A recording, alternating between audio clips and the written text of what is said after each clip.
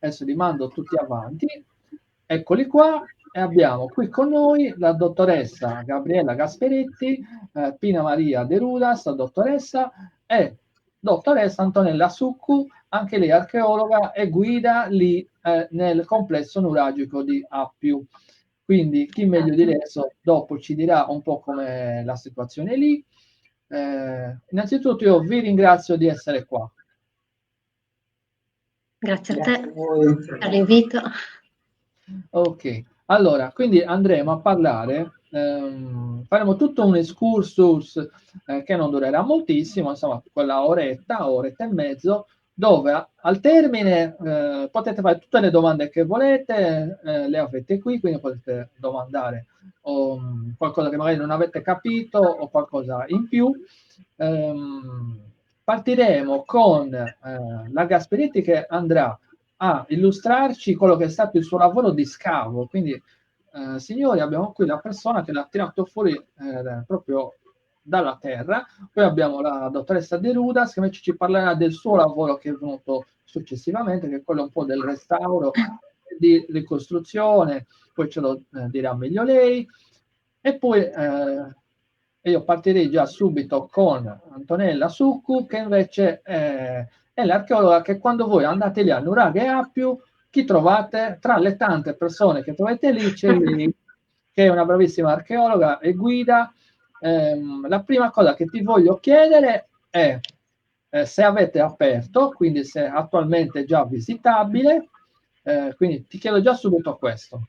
Se qualcuno Sì. vuole venire lì, siete già aperti? Sì, diciamo che siamo aperti ufficialmente. In realtà stiamo lavorando sul sito per risistemare e ripristinare il centro servizi già da gennaio. E, appunto durante la zona sia gialla che bianca abbiamo ricevuto insomma visita di qualche turista, però inizialmente non avevamo neanche una biglietteria dove accogliere in realtà i turisti, però adesso ormai siamo a posto, siamo pronti e lunedì abbiamo proprio inaugurato, si spera, la lunga stagione.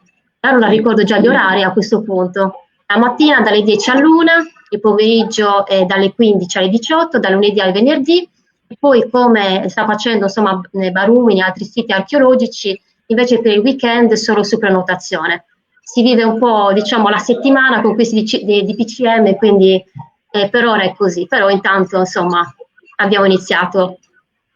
Sì, andremo a vedere, per chi non lo conosce, adesso andremo a vedere questo magnifico sito perché è davvero molto bello e quindi la gente, per chi non lo conosce, si renderà conto che il posto è bello, poi È un anche parco. esatto, è un parco, quindi c'è tantissimo spazio, si può andare con le famiglie, anche con i bambini, ma poi anche lì non è tanto lontano da Alghero e anche da altri siti, quindi poi vedremo che Sì. è una Vi bella farò vedere nelle slide anche cosa vedere proprio nel territorio di Villanova, insomma veramente tante possibilità di escursioni, di gite, di momenti veramente di relax, anche nello stesso complesso di Nuraghe e Appio, veramente offre tanto per i turisti. sì. Ehm, Poi vi annuncio anche per chi ci segue che andremo nuovamente lì all'Appiu, però questa volta dal vivo, quindi ci vedremo prossimamente dal sito archeologico. Però è fondamentale, prima di farvelo vedere dal vivo, capire di cosa stiamo parlando, cioè andare a vedere questo magnifico luogo e tutta la sua storia, perché questo sito ha una lunga storia, da quello che ho capito io, da quello che ho letto, da quello che mi hanno spiegato. Prima di passare la parola alla dottoressa Gasperetti, voglio ringraziare tutti quanti perché è un orario che in realtà è un po' inusuale, perché noi generalmente andiamo alle 21, quindi alle 18. Io ringrazio tutti quelli che sono qua presenti, tanti nomi li vedo spesso, quindi vi ringrazio tanto. In tantissimi sarete anche su YouTube, quindi vi ringrazio come sempre. Un abbraccio. Io parto subito con la dottoressa Gasperetti che andrà a parlarci di questo magnifico posto. E quando lei è stata chiamata lì per andare a vederlo e a lavorarci, io sono curioso di chiederle che cosa ha detto, perché non è che l'ha trovato come noi oggi lo vediamo, Quindi io No. mi posso immaginare che quando l'ha visita Topperbach, qua c'è un grosso lavoro da fare, probabilmente anche di anni. Buonasera a tutti, grazie dell'invito e dell'occasione che ci date di riparlare di questo sito che è veramente spettacolare da tanti punti di vista. Io ho seguito il territorio di Villanova Monteleone per più di 10 anni, fino a un paio d'anni fa, e sono stata molto fortunata perché quando mi è stato dato l'incarico di responsabilità di questo territorio, in realtà c'erano già una serie di lavori che erano iniziati da parte dell'amministrazione comunale e con colleghe che hanno seguito i lavori sul campo. Quindi io in qualche modo ho cercato di raccogliere e portare avanti e diciamo, dare seguito a un'eredità di interesse e di attenzione che l'area archeologica dell'Appio aveva già da anni, già dagli anni 90 e anche da prima. E quindi insomma è stato la prima cosa che ho pensato andando sul posto, che era un posto meraviglioso, perché è un luogo che veramente unisce non solo la storia e la cultura materiale, ma unisce un'area naturalistica spettacolare. C'è un bosco meraviglioso e una passeggiata, poi ci dirà molto meglio, molto più approfonditamente Antonella Succo, ma insomma è un luogo dove si può trascorrere anche un'intera giornata e passare tranquillamente tra le testimonianze materiali della nostra storia alla vita del bosco e ad ammirare i grifoni piuttosto che la fauna che spesso si riesce ad apprezzare lungo la costa tra Alghero e Bosa, quindi è veramente un posto eccezionale, poi molto facilmente raggiungibile perché è vicino ad Alghero, appunto è tra Alghero e Bosa, è collegato bene con le città dell'interno, insomma è veramente un luogo affascinante, devo dire veramente affascinante. Un aneddoto se posso, la prima volta che sono passata sulla strada per andare a Lappiu, abbiamo visto c'era un falcone, un grande rapace che è sceso in campagna e è risalito con un agnellino, quindi abbiamo avuto immediatamente l'impatto di questo rapporto di natura un po' cruenta, però anch'essa con il suo fascino, quindi insomma natura e storia in un connubio insomma assolutamente fantastico. Io voglio dire a chi ci segue che signori, adesso in questo pomeriggio, tardo pomeriggio, sia la Gasperetti sia la De Rudas andranno a mostrarci delle fotografie incredibili, cioè sono delle fotografie che hanno i suoi anni, che hanno fotografie dei loro rilevamenti all'epoca, quindi degli scavi, di quello che è avvenuto dopo, che molte delle quali non sono mai state anche viste. Quindi andiamo adesso a vedere queste magnifiche foto e lei ci va a spiegare un po' quello che è la storia dell'Appio, da come... Sì. Allora, vediamo un po'. Allora, apriamo il qua. Sì.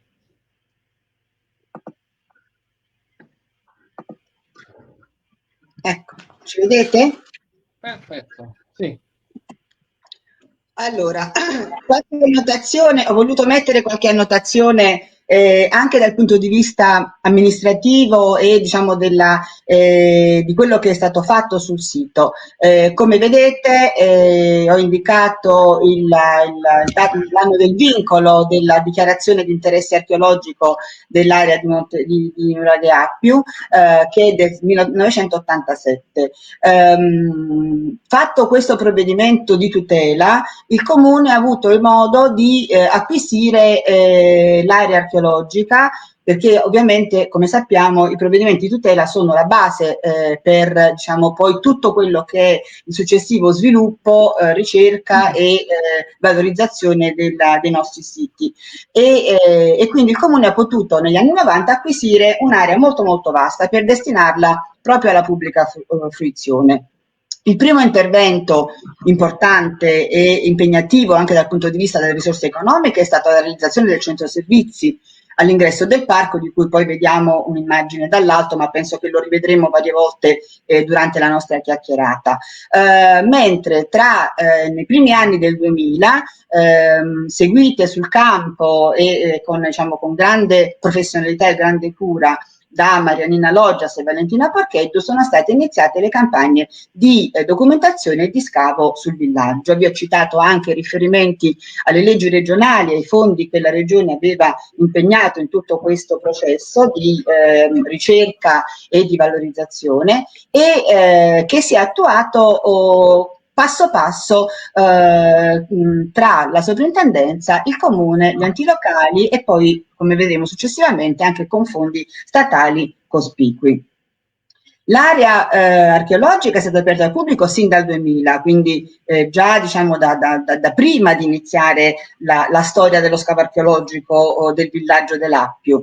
Nel 2009 abbiamo perfezionato una convenzione perché comunque, anche se il sito è acquistato dal comune e in gestione, la sovrintendenza resta comunque responsabile della tutela e quindi diciamo con gli enti locali ogni volta che si apre un'area archeologica al pubblico si mettono a punto i dispositivi e le norme di sicurezza, di conservazione, insomma tutto quanto occorre per una corretta gestione del sito. Però questa fruizione era molto limitata perché in quel periodo, fino appunto a una decina di anni fa, il nuraghe, la struttura principale, il nuraghe A+1 non era accessibile perché per motivi di sicurezza, poi vedrete bene più in là le condizioni in cui si trovava il monumento principale. E questo appunto è un inquadramento dall'alto dell'area con la perimetrazione in grigio della planimetria dell'area tutelata, che abbiamo dovuto anche riguardare, riperimetrare, perché c'era stato un problema di individuazione dei capisaldi corretti nella prima stesura del vincolo. Quindi nel 2017 è stato rimodulato il vincolo e questa adesso è l'area precisamente sottoposta a tutela. È molto molto grande, come si può notare, sono vari ettari. L'altopiano del nuraghe Appio e l'altopiano di Kento Mannas sorgono in una posizione, come vedremo anche più in là nella nostra serata, veramente spettacolare.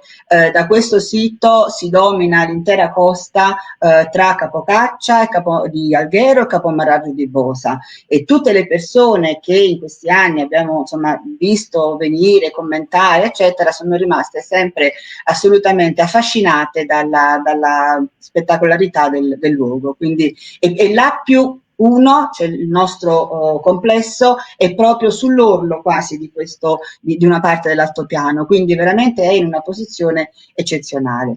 Colgo l'occasione per fare un cenno anche a quello che può essere stata la vita dell'area dopo l'età nuragica, nel senso che sappiamo da studi condotti da Artilio Mastino che molto probabilmente l'Appio poteva essere interessato dalla strada litoranea costiera realizzata in età romana a Tibula Sulcis, quindi che difficilmente poteva passare dalla costa perché è molto aspra e difficilmente percorribile. La strada attuale ha richiesto un impegno, diciamo, infrastrutturale notevolissimo, e quindi è possibile che il percorso antico non fosse quello odierno, ma passasse in un punto leggermente più interno, e quindi è possibile che che passi per l'Appio. Non abbiamo sul nostro altopiano finora tracce di occupazione di età punica, però certamente i siti vicini, relativamente vicini, nell'area interna ne conservano tracce, non solo, nel Monte Leone, dove attualmente è la diga dell'Alto Temo, il bacino, il lago del Temo, in località Satanca Samura, ricordiamo che c'è un vero e proprio insediamento di età punica che si addossa a un precedente insediamento nuragico e che è occupato fino all'età romana. Quindi, e poi abbiamo Padia, che è l'antica Curvis Vetus, relativamente vicino. Insomma, c'è un'occupazione del territorio successiva anche all'età nuragica che è bene menzionare. Vedete nella foto in basso l'area del centro servizi con l'estensione del villaggio e del nuraghe più primo. Appena un cenno, poi appunto la dottoressa Succolo magari ne parlerà più diffusamente. Comunque volevo fare un cenno alle altre strutture, gli altri monumenti che sono sull'altopiano di Appio, che sono il nuraghe Appio II, ho detto anche Punte su Gravile, ed è il nome della punta della località verso cui sorge, e che è un monotorre, una struttura completamente diversa dalla struttura complessa di nuraghe Appio I. Abbiamo una tomba di giganti, la sepoltura di età nuragica monumentale, in condizioni insomma, di crollo, però molto ben visibile nella sua planimetria. E poi ci sono un paio di strutture, di piccole strutture trilitiche che sono state anche interpretate come dolmen, delle quali però non abbiamo alcun dato, sono lungo il sentiero battuto che percorre il bosco, insomma, verso la punta dell'altopiano, di cui però non abbiamo, diciamo, dati sulla loro collocazione cronologica, quindi le segnaliamo, ma insomma sono non ben interpretabili o databili. Io lascerò la descrizione di quello che è stato realizzato sul nuraghe Appio alla dottoressa De Rudas che mi seguirà. E voglio invece cogliere l'occasione di questa nostra conversazione per dire qualcosa sui due isolati del villaggio che sono stati scavati appunto nei primi anni del 2000.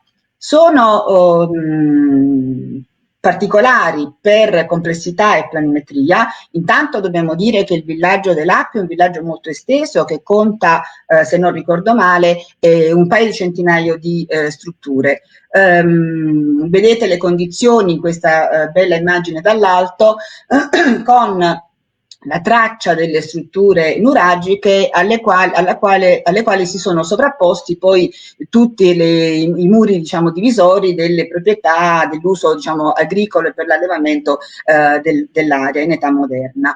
I due isolati che sono stati scavati e documentati sono l'isolato B e l'isolato A. Dell'isolato B vi do qualche indicazione in generale. La particolarità di queste strutture è che sono strutture che gravitano intorno a uno o più cortili, infatti si chiamano isolati o abitati, insomma, in vario modo, e sono complesse e hanno ambienti che si differenziano agevolmente per funzioni e hanno addirittura all'interno di ogni vano settori dedicati ad attività diverse. Sì, mi sentite? Sì. L'isolato B è appunto formato da vari ambienti, ha una estensione di circa 120 metri quadrati e i cortili hanno sedili lungo il perimetro. Si evidenzia in questa immagine dall'alto, qui vediamo l'isolato, diciamo, a fine scavo ovviamente, coperto e protetto con i piani pavimentali coperti e protetti da strati di argilla espansa. Si evidenzia in uno degli ambienti sul lato settentrionale in evidenza un focolare formato da frammenti di marna, da pietre di marna, blocchetti di marna lavorati. Ci sono anche canalizzazioni per lo scolo delle acque meteoriche, quindi sono strutture realizzate con una certa cura. Però credo che mi sia sfuggita una diapositiva. Aspettate un attimo che guardo. No, ok, non mi è sfuggita. Più diffusamente abbiamo avuto modo di occuparci dell'isolato A, in particolare con Marianina Logias, con la dottoressa Logias che l'aveva scavato nei primi anni 2000.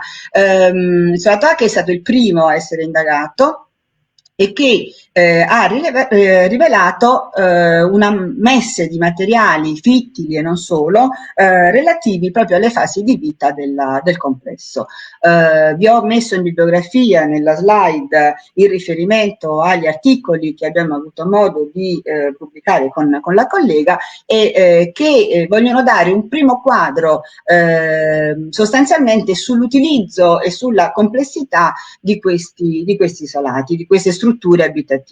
E questi sono dati che quando si va sul sito ovviamente non sono immediatamente percepibili, perché noi vediamo le strutture, i materiali ovviamente sono recuperati e sono custoditi in deposito piuttosto che nei musei, e quindi mi è piaciuto riprendere quello che avevamo scritto con la collega, la dottoressa Logias, per mostrarlo stasera e fare mente locale un punto, diciamo, su che cosa ha significato il recupero di questa complessa struttura abitativa.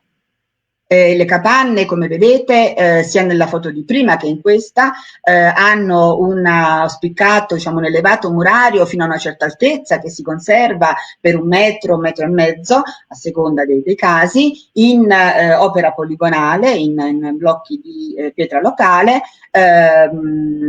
e le coperture, come ben sappiamo, dovevano essere realizzate in materiale deperibile, coperture stramine sorrette da tetti a spiovente piuttosto che a cono, diciamo, con copertura centrale.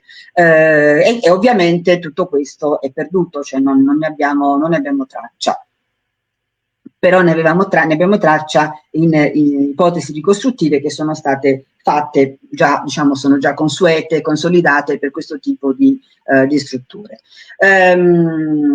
Quindi questo abitato di cui vedremo appunto i vani e i materiali che ci hanno restituito ha 7 ambienti, sono aperti su un vasto cortile, anzi in realtà sono 2, e con la collega, con la dottoressa Logias, abbiamo proprio individuato una tipologia che è ben nota nella Sardegna meridionale e centrale, ma lo era almeno fino a un certo punto delle ricerche, meno diffusa nella Sardegna settentrionale, anche se un villaggio ampio e complesso come quello del Nuraghe Palmaveda di Alghero comunque ha un settore settentrionale dove gli isolati sono anche in questo caso organizzati con schemi analoghi. In realtà questo tipo di isolati appartengono alle fasi finali dell'occupazione dei villaggi dell'età nuragica.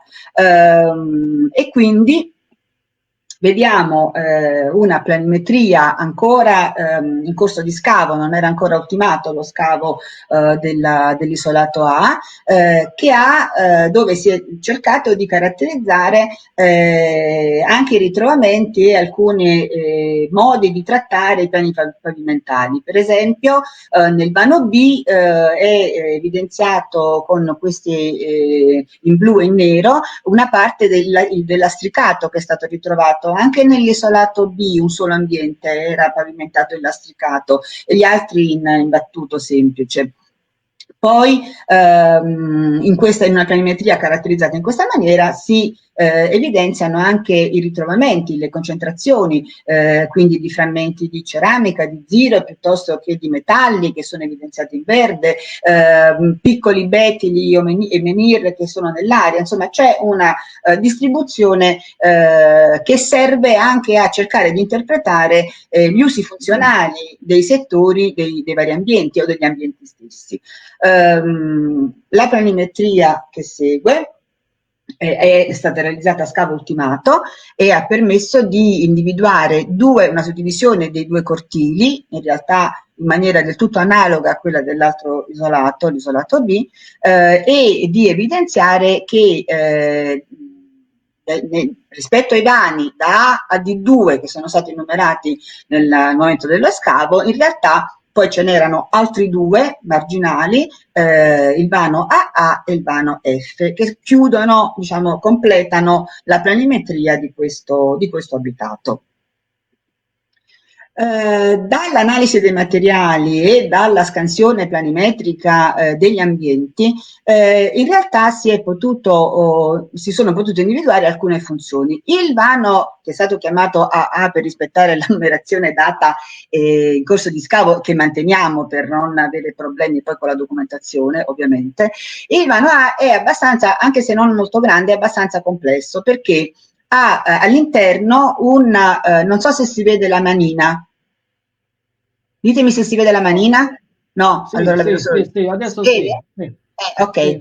ha all'interno, in questa zona, un piccolo recinto delimitato da pietre, non aperto verso l'interno del vano, che si è pensato potesse essere utilizzato per collocarvi piccoli animali domestici, per esempio. Aveva un piccolo luogo di culto realizzato con lastre verticali infisse e lastre di copertura, in cui è stato ritrovato un bettilo con una ciotolina, quindi probabilmente scusate, sono andata avanti, per una funzione rituale domestica. Ha poi altri vani ricavati sempre con lastre in pietra infisse nel piano pavimentale, che servivano per conservare granaglie piuttosto che per altre lavorazioni, una zona destinata a focolare, eccetera. Il vano B, che abbiamo visto nella planimetria precedente, che era parzialmente pavimentato, ha restituito numerose fuseruole, quindi si è pensato che potesse essere dedicato alla tessitura.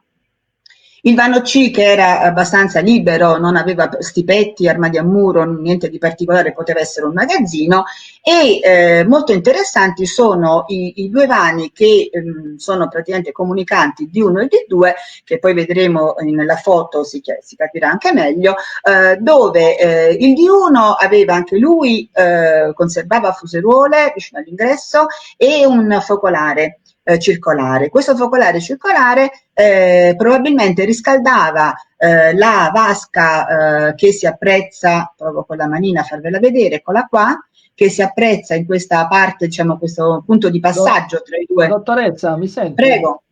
Sì. Ascolti, riesci ad abbassare quella bandella dove c'è il pulsante più in basso? Questa? Perfetto, sì. Ok, ce l'ho fatta. Grazie. Niente, grazie a voi. Dicevo, quindi c'è questa vasca in marna, scavata in un blocco di marna, che è possibile ricevesse calore dalla vicinanza col focolare che era in questa posizione. Questo è un vano molto particolare, ha un affioramento di roccia, ha un sedile sempre in quest'area che doveva essere riscaldata, e la funzione di questo vano non è chiarissima, nel senso che poteva essere o dedicato a qualche rito o semplicemente dedicato a usi funzionali che prevedevano l'uso dell'acqua riscaldata, eccetera. Mentre il vano F, che è l'ultimo che abbiamo visto, torno un attimo indietro, eccolo qua, oltre il corridoio di accesso all'isolato, il vano F si è caratterizzato, e vedremo poi la foto in corso di scavo, per il suo utilizzo proprio come cucina, come ambiente di cottura, aveva diciamo, sicuramente una funzione primaria in questo senso. Qui vedete un'immagine, non so se le foto sono abbastanza chiare, e comunque ecco, questo è il vano AA con questo diciamo, ripostiglio in cui era il bettilo e la ciotolina, qui un altro punto dell'ambiente in cui sono stati ritrovati frammenti di bronzo, il lastricato del vano B che abbiamo visto, questo punto di passaggio tra il vano D1 e il vano D2, con i sedili, la vasca in marna e questo che era il focolare in fase di ricopertura, perché naturalmente tutte le parti più delicate delle strutture, i piani pavimentali, insomma i resti che potevano avere maggiore degrado sono stati protetti a fine scavo con queste soluzioni di tessuto non tessuto e argilla espansa. Il corridoio di accesso e il vano F con questo questo piano di cottura con ancora i contenitori inseriti, diciamo, in questa sorta di piano di argilla concotta che era destinato alla cottura. Ecco, una immagine più dettagliata di questo punto di passaggio. In realtà sembra che si potesse accedere, sembrerebbe che si potesse accedere tra un vano e l'altro, oppure che comunque i due ambienti non fossero esattamente comunicanti tra loro, ma questa contiguità probabilmente serviva a qualche uso comune, quindi cottura da una parte e funzioni di uso dell'acqua o rituali o diciamo per qualche lavorazione particolare dall'altra. È rimasta in questo ambiente, come si vede, questo grosso affioramento di trachite che in realtà non si trova solo qui, se ne ritrova anche in altre situazioni. Recentemente l'abbiamo visto anche a Palmavera, insomma alcune capanne conservano l'affioramento della roccia naturale. Ecco un'altra foto in corso di scavo, proprio al momento del ritrovamento della zona di cottura con grandi contenitori ancora inseriti in questo piano e nella parte sottostante probabilmente la sistemazione di un piccolo forno, insomma un'area proprio per la cottura, per cuocere i cibi. Volevo poi mostrare questa piccola rassegna dei materiali che sono stati ritrovati negli ambienti dell'isolato A, dell'abitato A, e che sono sostanzialmente funzionali all'uso di questi ambienti. Allora, nell'immagine in alto a sinistra vedete il vetilo di cui parlavamo, poi in una slide successiva c'è la ciotolina che era vicino al vetilo.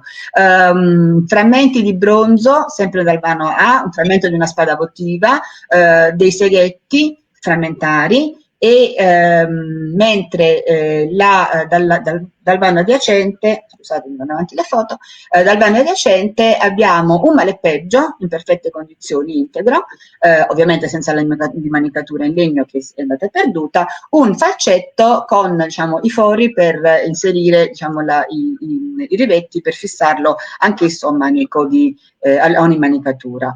Naturalmente non veniva meno l'utilizzo comunque di strumenti in pietra e quindi c'è questa piccola punta di freccia che vediamo nella tavola in proporzione rispetto agli altri utensili, che però appunto è in ossidiana ed era in uno strato di cenere all'interno del vano.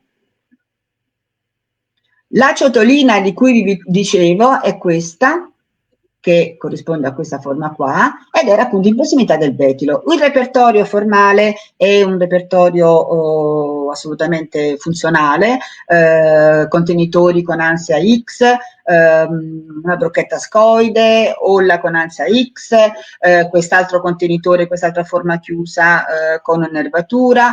La collega dottoressa Logias riferiva questi materiali tra la fine dell'età del bronzo e la prima età del ferro.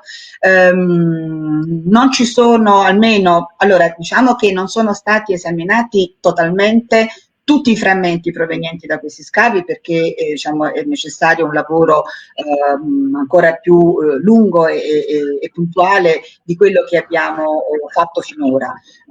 Questa selezione è stata fatta funzionalmente a individuare intanto i principali oggetti di uso dell'isolato, ma anche in occasione della mostra Memorie dal sottosuolo che si era tenuta al Museo Sanna di Sassari nel 2011, tra il 2011 e il 2012, dove appunto si è scelto di illustrare quello che poteva essere maggiormente significativo proprio per l'utilizzo degli ambienti e per il repertorio ceramico e di utensili dell'area. Vedete in questa parte centrale della tavola i disegni delle fuseruole, di alcune delle fuseruole ritrovate nei vari ambienti che testimoniano appunto l'uso della tessitura e della filatura e della tessitura della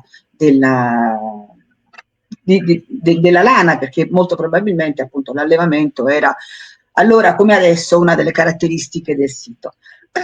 Il vano F che abbiamo visto essere prettamente destinato a un uso come luogo di cottura, ha restituito vari scodelloni e ciotoloni funzionare proprio a questo uso, insieme con un frammento di vaso a collo. Molto interessanti che sono, diciamo, l'esposizione di questi oggetti è stata molto gradita e seguita nella mostra che è stata fatta al Museo Sanna, perché avevamo poi ricostruito gli spiedi nei portaspiedi che vengono da questo ambiente, che avevano appunto nei due fori la possibilità di inserire uno spiedo di legno, molto probabilmente, che non si è ritrovato, però diciamo è un particolare noto per carità in tante altre strutture, in tanti altri villaggi, però che ha destato particolare gradimento e interesse da parte del pubblico, insieme con gli alari a ferro di cavallo, anch'essi strumenti per poggiare appunto gli scodelloni che abbiamo visto e insomma le grandi ciotole per la cottura dei cibi, e anche questi che con un paziente lavoro di restauro dei colleghi del centro di restauro di Ripunti si sono potuti in parte almeno ricomporre e mostrare. Un altro utensile che ci testimonia le attività che si svolgevano nell'area è il macinello in trachite, di cui vediamo il disegno in basso nella diapositiva, che ci testimonia ovviamente l'utilizzo dell'area per la coltivazione dei cereali e la macinazione dei cereali. In altri villaggi abbiamo proprio testimonianze con ritrovamento di semi, insomma di resti organici che ci testimoniano queste coltivazioni. Non mancano gli strumenti litici, ovviamente, ci sono vari lisciatoi, affilatoi, pestelli, li vedete qui nell'immagine a destra, una accettina in pietra diversa, sinceramente non è certamente la trachite del posto, è una pietra molto più dura, di colore verdastro, manca di una parte, però è certamente una piccola accetta. Abbiamo un timbro con questa punzonatura, un timbro in terracotta con questa punzonatura inferiore che serviva forse per decorare pani, per insomma un po' la funzione come analoga a quella delle pintadere, e poi vi ho inserito una selezione di immagini di fuseruole che sono sia discoidali sia biconiche, quindi hanno entrambe le tipologie attestate nei materiali nuragici e se ne sono ritrovate numerose nei vari ambienti. Quindi diciamo questa piccola rassegna, in realtà possiamo capire come appunto l'isolato avesse uno scopo abitativo, con alcuni settori dedicati a pratiche particolari, tipo il culto domestico, un culto diciamo, familiare nell'area con il betilo, alcuni settori dedicati alla filatura, altri ad altri tipi di lavorazioni, altri alla cottura, quindi c'è una suddivisione degli spazi molto razionale, di cui noi abbiamo ovviamente soltanto i materiali non deperibili, ma che dobbiamo immaginare accompagnati anche da tutta una serie di strumenti e utensili in legno, piuttosto che in sughero, piuttosto che in altro materiale che non è pervenuto a noi, in pelle o altri supporti. E quindi ciò detto in maniera abbastanza riassuntiva, ma insomma spero che possa suscitare interesse e curiosità, veniamo al gigante, veniamo al nuraghe Appio, al caposaldo di questa occupazione territoriale che fino al 2010 era in queste condizioni. Condizioni che impedivano, come ben sappiamo, proprio l'accesso alla struttura e la visita, la fruizione, non era possibile accompagnare nessuno in prossimità della struttura, e quindi tra il 2010 e il 2012 con il comune di Villanova Monteleone, all'epoca era sindaco Bastianino Monti, con un finanziamento dell'8 per 1000 gestione statale assegnato al comune, più un altro finanziamento concesso dalla regione per un totale di poco più di 500.000 euro, si è affrontato il problema importante della di liberare, di riportare alla conoscenza questa struttura. Con gravi crisi di coscienza, dico la verità, poi la collega, la dottoressa De Rudas, ve lo dirà anche lei, gravi crisi di coscienza nei confronti dei 5 lecci che erano cresciuti sulla struttura, perché insomma sono cresciuti in un posto non adatto, non hanno scelto il luogo migliore e quindi purtroppo si sono dovuti sacrificare.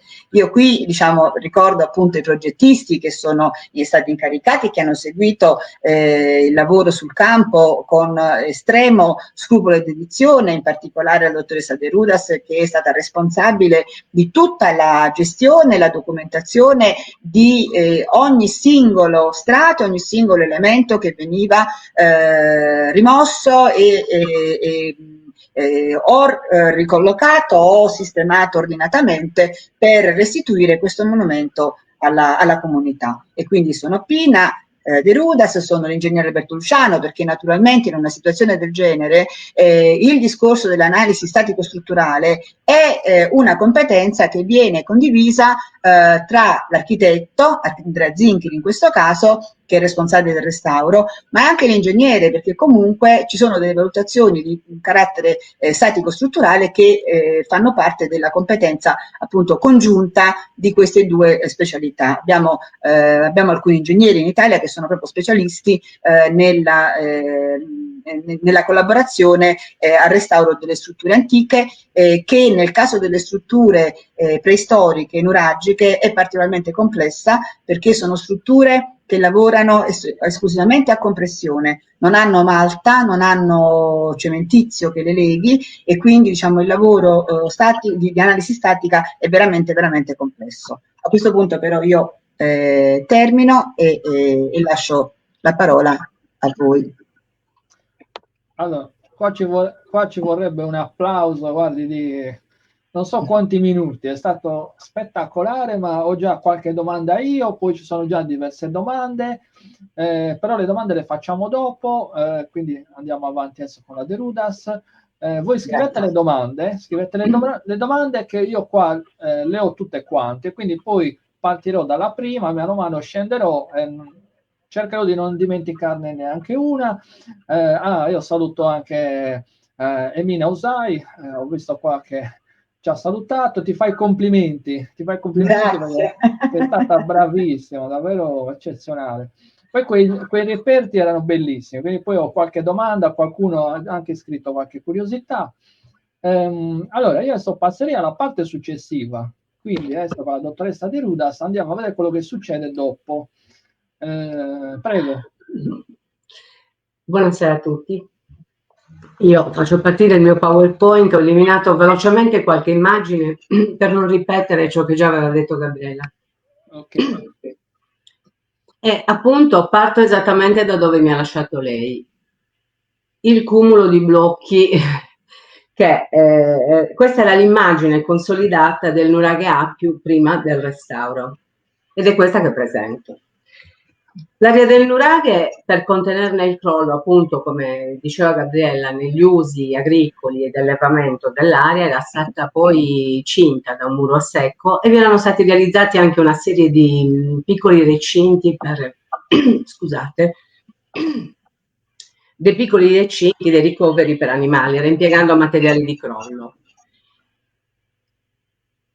Non so se state vedendo bene il PowerPoint. Sì, perfetto. Sì. Bene. Però, oltre alla vegetazione arbustiva, vi si elevavano per l'appunto 5 lecci che, pur conferendo una notevole suggestione all'immagine per tutti nota di nuraghe Appiu, stavano ovviamente danneggiando le strutture. Non è la stessa foto, appunto, ma da qualunque angolo si guardasse questo nuraghe, appunto, tranne brevissimi lacerti ancora visibili, l'immagine era questa, un cumulo di blocchi. La dimensione economica del progetto, benché rilevante, che dovevamo stilare, perché eravamo stati chiamati per la progettazione. Scusate, io sento molto gracchiante, non so se voi sentiate bene. Sì, sì. Sentite bene? Sì. Sentite bene? Benissimo. Sì. La dimensione economica del progetto che doveva stilarsi non avrebbe consentito comunque di ipotizzare un intervento in grado di completare tutto, cioè tutto il restauro all'esterno e all'interno del monumento. Si trattava quindi di effettuare una scelta in relazione alla filosofia da seguire per massimizzare i risultati. Una prima ipotesi puntava a rendere maggiormente leggibile il monumento all'esterno, depurandolo dai crolli. Usando un brutto termine, sto depurandolo, però il concetto era questo. La seconda, che è quella che è stata adottata, prevedeva invece di realizzare tutti gli interventi propedeutici all'avvio della rimozione dei crolli, liberare all'esterno del monumento, in corrispondenza dell'area dove doveva esserci il presunto cortile, e fino alla quota di campagna, raggiungendo in questo modo poi lo stesso livello anche all'interno del monumento. Lo stato delle conoscenze acquisite nel corso degli studi preliminari per la progettazione lasciava presumere che si potesse garantire anche l'ingresso ai vari ambienti, utilizzando porzioni di ingresso non più alte di circa 70 cm. In tal modo si voleva da un lato chiarire l'architettura interna della struttura e la sua articolazione, dall'altro questo approccio avrebbe garantito l'individuazione di eventuali situazioni di equilibrio precario, e ne abbiamo trovate tante, di degrado strutturale, che dovevano essere oggetto di intervento per evitare ulteriori deterioramenti del monumento. Quindi si è dato avvio a una serie di azioni per acquisire tutte quelle informazioni che dovevano essere definite per dispiegare tutta l'azione progettuale per il restauro. E per l'appunto si è partiti da un'azione, voi vedete qua una foto dove c'è stata una ripulitura accuratissima dell'area che era funzionale alla conoscenza, chiaramente, ma era funzionale anche a risolvere un grosso problema che noi dovevamo affrontare, che era quella dell'organizzazione di un cantiere. Perché in questa situazione e con quelle rimozioni che bisognava fare, noi avevamo un isolato del villaggio che era praticamente a ridosso dell'area del crollo e soprattutto era difficilissimo organizzare delle piste che comunque sarebbero andate ad impattare su resti del villaggio, evidentemente, cioè si capisce benissimo dall'entità delle strutture murarie. Dovevamo poi quindi organizzare tutta l'area di cantiere, l'area dove poi sarebbero stati depositati i massi che dovevamo rimuovere via via dal crollo. E un'altra cosa, che era un'istanza in quel momento del comune, era stata quella di non chiudere questo sito mentre noi stavamo praticando non tanto la progettazione, ma poi che comunque ha richiesto tanto lavoro, ma poi l'intervento vero e proprio, per cui ci siamo dovuti porre anche il problema di creare delle aree in sicurezza per fare questi lavori e lasciare contestualmente il sito aperto. Per cui in questa fase dei lavori è stata realizzata prioritariamente una rete principale di inquadramento plano altimetrico che costituisce la struttura entro la quale sono state realizzate altre sottoreti funzionali al rilievo di dettaglio e al rilievo fotogrammetrico. Per procedere organicamente con i lavori che vi ha esposto Gabriella, infatti oramai da più di un decennio, quando noi abbiamo iniziato questo lavoro, si è avuto cura di recuperare e di riallinearsi alla quadratatura preesistente, in modo che i dati comunque del villaggio potessero dialogare con quelli che stavamo andando a recuperare noi sul monumento. Il rilievo fotogrammetrico a bassa quota è stato effettuato con un pallone aerostatico. Al tempi, stiamo parlando del 2010, non erano in uso i droni come si fa in questo momento, però noi in questo modo siamo riusciti ad avere delle foto zenitali e a poter appunto inquadrare ogni singolo settore.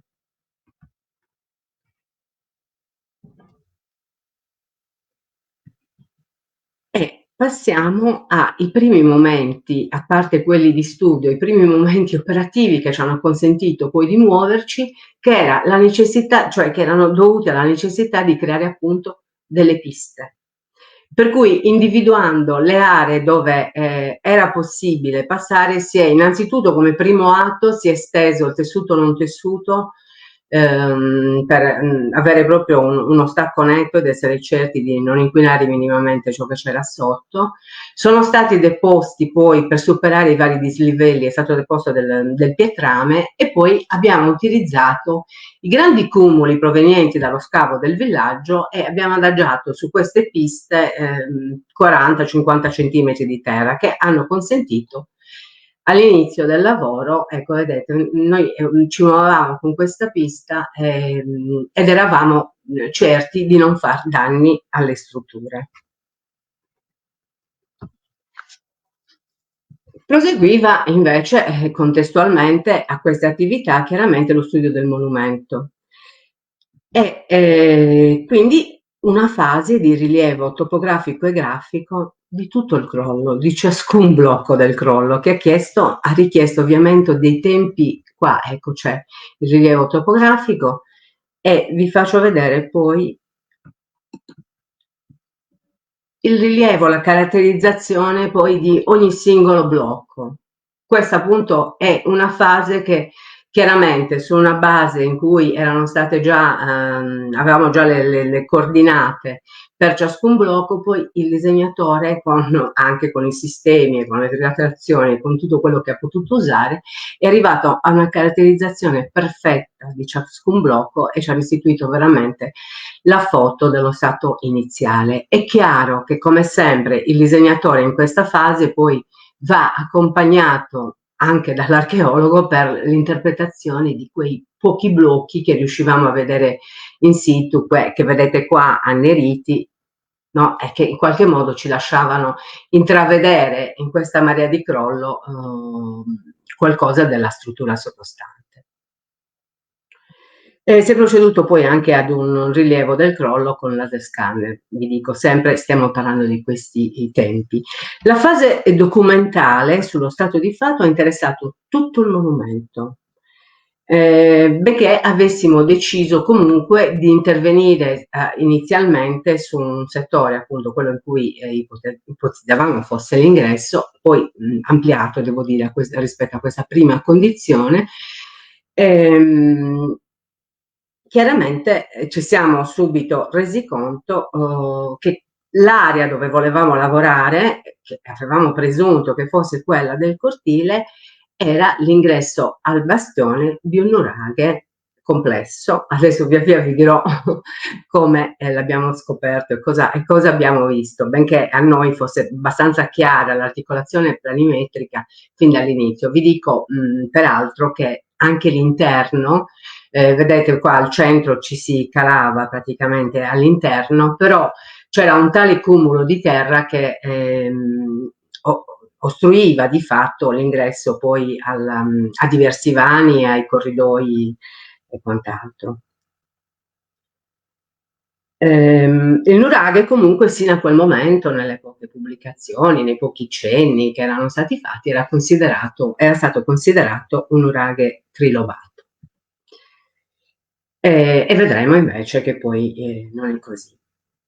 Tutta l'attività che vi ho descritto si fondava su una filologia di questo progetto, su una consapevolezza fondamentalmente, cioè che i dati di partenza e la qualità del processo d'acquisizione che avremmo avuto condizionavano largamente gli esiti conoscitivi. Quindi lo studio dei dati pregressi, l'analisi tecnica del monumento è stato veramente un momento fondamentale del lavoro, nella condivisa convinzione che da questo patrimonio conoscitivo dovessero nascere i modi dell'intervento e suggerirne i principi che poi lo avrebbero sostanziato. Abbiamo, dopo questa lunga fase di documentazione finita a novembre del 2011, ovviamente erano alcuni dei periodi, abbiamo interrotto i lavori in procinto della stagione invernale e abbiamo di fatto ripreso le attività nel maggio 2012. Quindi si è dato a quel punto corso al lavoro vero e proprio sul monumento. Mi piace citare, oltre ai progettisti che ha già citato Gabriella, appunto Alberto Luciano e Andrea Zinchiri, l'architetto che poi ha fatto anche la direzione lavori, chi si è occupato dei rilievi, che è il dottor Berardo, Piero Canu che ha fatto la caratterizzazione, che era il disegnatore, e Paolo Pinna, tutta la squadra tecnica che ha lavorato per questo intervento. Allora, seguendo la filosofia del progetto, fondamentalmente si è partiti dall'assunto che tutto il processo conoscitivo, oltre a essere preliminare all'intervento, doveva proseguire nel corso del restauro. E questo ha implicato che tutte le informazioni emerse nel progredire delle operazioni, talora devo dire anche modificando il quadro delle presunte conoscenze, siano state accolte, adeguandosi sempre a quanto il monumento imponeva. Questo mi piace sottolinearlo perché questo approccio implica un passaggio da un concetto rigido del progetto definito a un processo progettuale, che è quello che serve in una situazione come questa, che ovviamente era aperto e reversibile, che adeguava le azioni alla realtà con la quale di volta in volta ci dovevamo confrontare.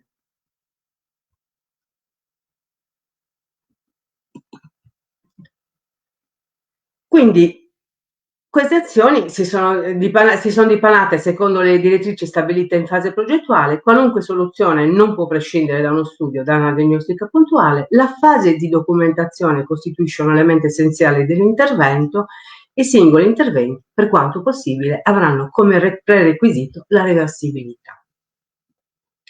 Quindi la rimozione dei crolli è stata effettuata per strati, documentando.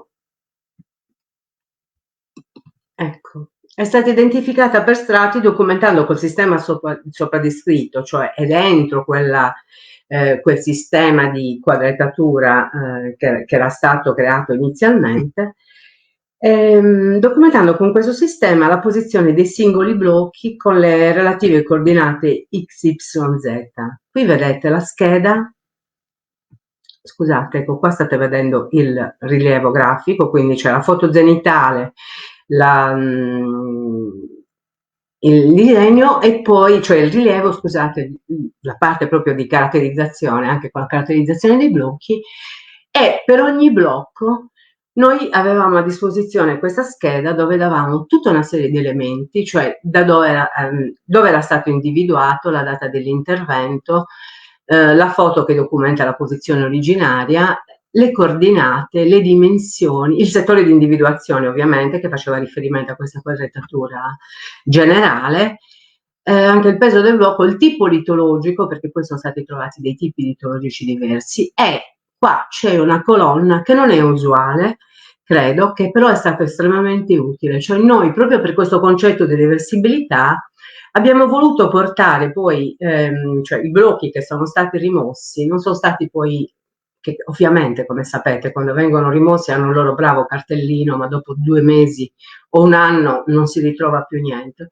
Noi anche nell'area blocchi abbiamo riposizionato ciascuno di quei blocchi numerati, proprio per dare la possibilità, come dire, quasi di riavvolgere questa storia. Dare questa possibilità sempre a noi innanzitutto durante il restauro, che poi appunto vi dicevo la progettazione continua, e poi ovviamente è un sistema documentale che rimane a disposizione. Ecco, vedete, questa è l'area blocchi e qui si stanno rilevando i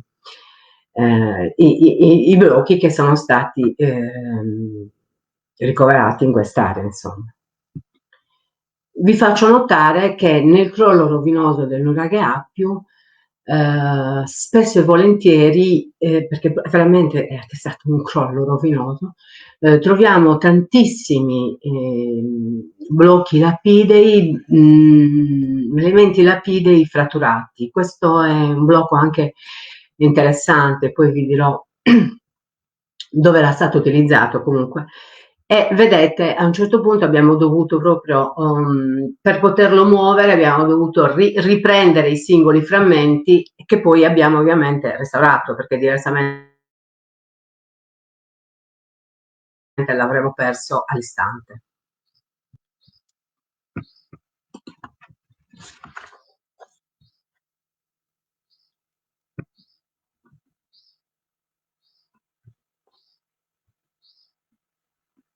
Dopo la fase di restauro con i vari, scusatemi, ecco, ci rivado.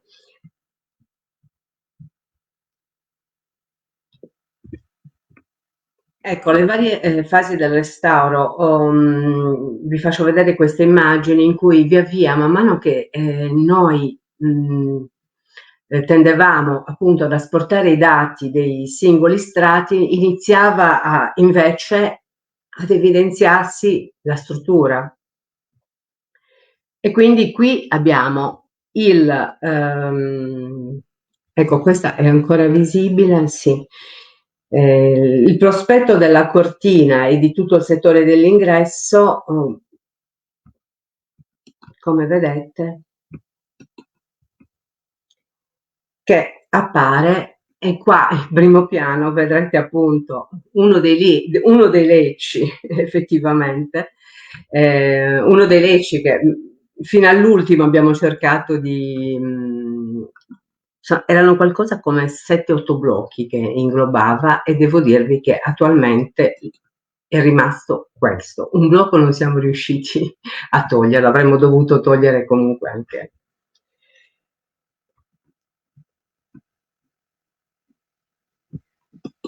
Come vedete appunto vi accennavo poco fa al fatto che nel prospetto, cioè che ci fosse stato un crollo rovinoso. Questo aveva comportato, tra l'altro nel prospetto che via via appariva, una serie di fratture anche per dei singoli blocchi in opera, per cui si è reso necessario consolidarli immediatamente. Si utilizzava a tal fine della resina epossidica e delle barre filettate. I fori per allocarle, come vedete, venivano poi, vedete questi segni con il gesso, venivano tracciati perché poi il disegnatore ha comunque lasciato traccia anche di queste lavorazioni.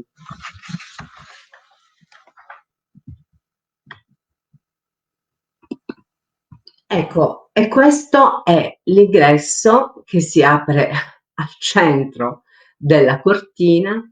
Sicuramente non mi sono soffermata abbastanza, torno indietro un attimo, scusatemi. Vedete, nel momento in cui noi abbiamo iniziato a liberare l'ingresso era completamente ostruito, ovviamente da terra.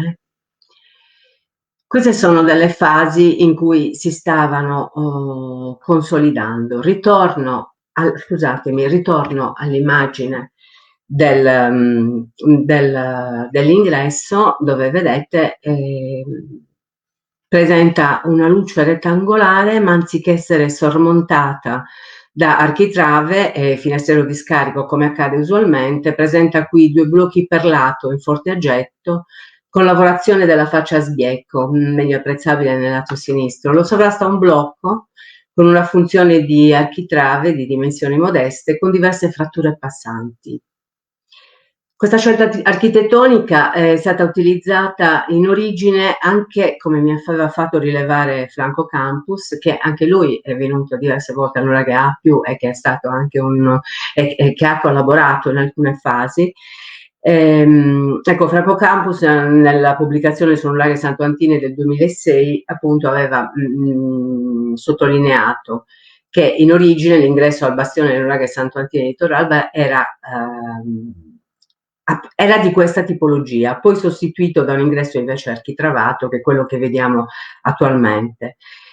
Un accorgimento che consente in qualche modo di ottenere un accesso leggermente più alto, di garantire forse illuminazione e aerazione all'andito, e forse anche di contenere il peso della soprastante struttura. La rimozione del crollo interno. Per la rimozione del crollo interno si è proceduto con il medesimo sistema di documentazione. Qui siamo all'interno di questo ambiente, che era l'unico al quale noi potevamo accedere dall'alto del cortile. È un cortile questo, poi lo vedremo meglio. Si era creato un enorme cumulo che in realtà celava i blocchi della parte soprastante e che occludevano completamente l'accesso, dal corridoio, dal breve corridoio, devo dire, che c'è dietro l'ingresso che vi ho fatto vedere, e l'accesso poi agli altri ambienti. Con la rimozione di questo crollo, vedete, ovviamente qui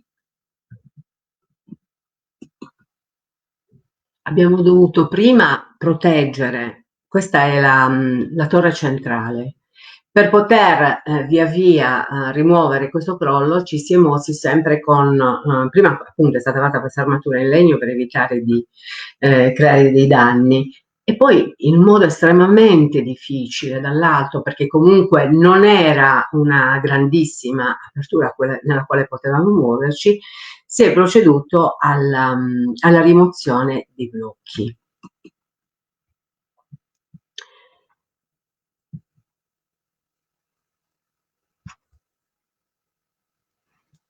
Ecco, con la rimozione del crollo furono accessibili, vedete, il crollo del cortile. Quando abbiamo, questo è lo strato a cui siamo arrivati, e con la rimozione del crollo, in questa fase appunto, con la rimozione del crollo si è potuto liberare l'accesso al mastio e l'accesso a delle torri laterali, quindi 2 prospicienti nella parte anteriore, e da cui si dipanavano 2, e da qui sempre dal cortile si dipanavano 2 corridoi.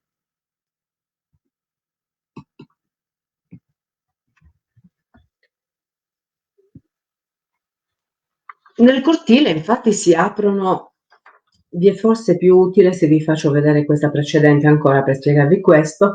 Nel cortile si aprono 6 accessi, oltre a quello che mette dall'andito in posizione mediana, coassiali, si staglia all'ingresso alla torre centrale, e altri 4 sono disposti simmetricamente alle estremità e introducono rispettivamente in 2 torri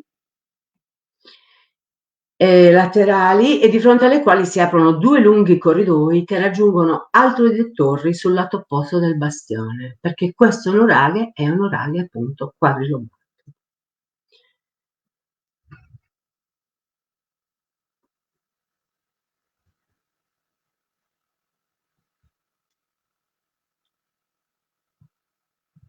Ecco, questo è il cortile quando lo abbiamo liberato, e vedete qui l'ingresso architravato al mastio, e si intravede qua l'ingresso a una torre e l'ingresso ad uno di questi corridoi.